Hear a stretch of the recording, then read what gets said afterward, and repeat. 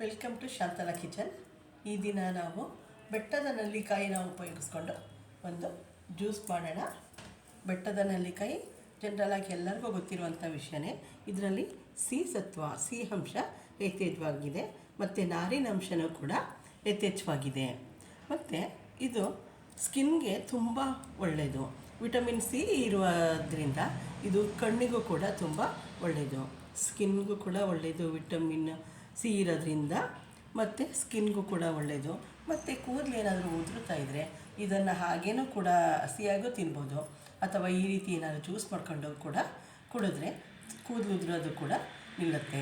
ಮತ್ತು ಏನಾದರೂ ನಿಮಗೆ ಡ್ಯಾಂಡ್ರಫ್ ಏನಾದರೂ ಇದ್ದರೆ ತಲೆಯಲ್ಲಿ ಇದನ್ನು ಸ್ವಲ್ಪ ಇದ್ರ ಜೊತೆಗೆ ನೀವು ಸ್ವಲ್ಪ ಕರಿಬೇವಿನ ಸೊಪ್ಪನ್ನು ಹಾಕ್ಕೊಂಡು ಪೇಸ್ಟ್ ಮಾಡಿ ಅದನ್ನು ತಲೆಗೆ ಹಾಕಿ ಒಂದು ಅರ್ಧ ಮುಕ್ಕಾಲು ಗಂಟೆ ತಲೆಯಲ್ಲೇ ಬಿಟ್ಟು ಆಮೇಲೆ ತದನಂತರ ಸೀಗೆ ಪುಡಿ ಹಾಕ್ಕೊಂಡು ತಲೆ ಸ್ನಾನ ಮಾಡಿದ್ರೆ ಅದು ಡ್ಯಾಂಡ್ರಫು ಕೂಡ ಕಡಿಮೆ ಆಗುತ್ತೆ. ಈಗ ನಾವು ಈ ಬೆಟ್ಟದ ನೆಲ್ಲಿಕಾಯಿನ ಉಪಯೋಗಿಸ್ಕೊಂಡು ಏನು ಮಾಡೋಣ, ಒಂದು ಜ್ಯೂಸ್ ಮಾಡೋಣ.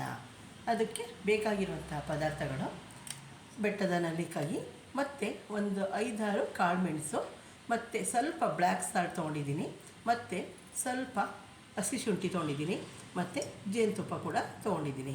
ಈಗ ಇದನ್ನು ಉಪಯೋಗಿಸ್ಕೊಂಡು ಒಂದು ಜ್ಯೂಸ್ ಮಾಡೋಣ. ಈಗ ನೋಡಿ, ಒಂದು 3 ಬೆಟ್ಟದ ನೆಲ್ಲಿಕಾಯಿನ ಈ ಥರ ಸಣ್ಣ ಸಣ್ಣ ಪೀಸ್ ಹಾಕಿ ಮಾಡ್ಕೊಂಡಿದ್ದೀನಿ.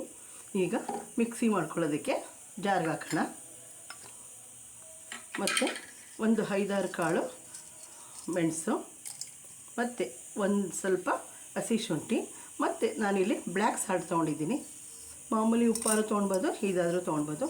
ಇದರಲ್ಲಿ ಸ್ವಲ್ಪ ಸಿಹಿ ಅಂಶ ಮತ್ತು ಹುಳಿ ಅಂಶ ಇರೋದ್ರಿಂದ ಬ್ಲ್ಯಾಕ್ ಸಾಲ್ಟಲ್ಲಿ ನಾನು ಅದನ್ನು ಈಗ ತೊಗೊಂಡಿದ್ದೀನಿ. ಈಗ ಇದಕ್ಕೆ ಸ್ವಲ್ಪ ನೀರನ್ನ ಆ್ಯಡ್ ಮಾಡಿ ನಾವು ಪೇಸ್ಟ್ ಮಾಡ್ಕೊಳ್ಳೋಣ. ನೋಡಿ, ಈ ರೀತಿ ಪೇಸ್ಟ್ ಮಾಡ್ಕೊಂಡಿದ್ದೆ. ಈಗ ಇದನ್ನು ಸೋಸ್ಕೊಳ್ಳೋಣ.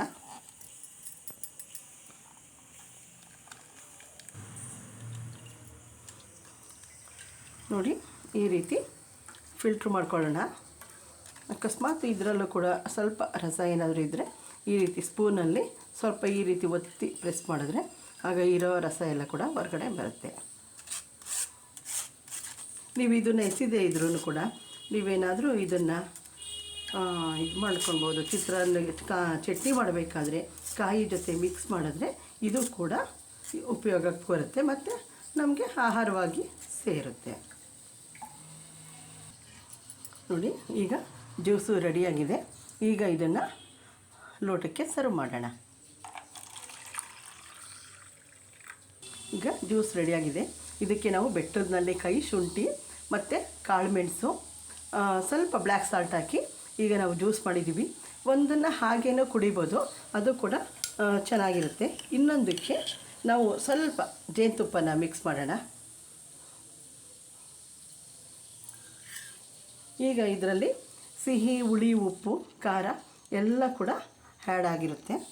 ಇದೊಂಥರ ಟೇಸ್ಟು ಚೆನ್ನಾಗಿರುತ್ತೆ. ಮಕ್ಕಳು ಏನಾದರೂ ಈ ರೀತಿ ಸ್ವೀಟ್ ಹಾಕ್ತೇನೆ ಕುಡಿಯೋದಿಲ್ಲ ಅಂದರೆ ಆಗ ಅವ್ರಿಗೆ ಸ್ವಲ್ಪ ಜೇನುತುಪ್ಪನ ಮಿಕ್ಸ್ ಮಾಡಿ ಕೊಡ್ಬೋದು.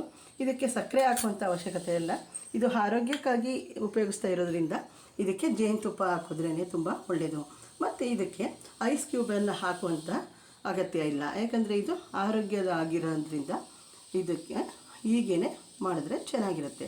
ಮತ್ತು ಏನಾದರೂ ವೆಯ್ಟ್ ಲಾಸ್ ಮಾಡಬೇಕು ಅಂತ ಇರೋರು ಕೂಡ ಇದನ್ನು ಮಾಡಿಕೊಂಡು ಕುಡಿದ್ರೆ ಚೆನ್ನಾಗಿರುತ್ತೆ. ಈ ಸುಡು ಬಿಸಿಲಿನ ಬೇಸಿಗೆಗೆ ತಂಪಾಗಿ ಜ್ಯೂಸು ಕುಡಿಯೋದಕ್ಕೆ ರೆಡಿಯಾಗಿದೆ.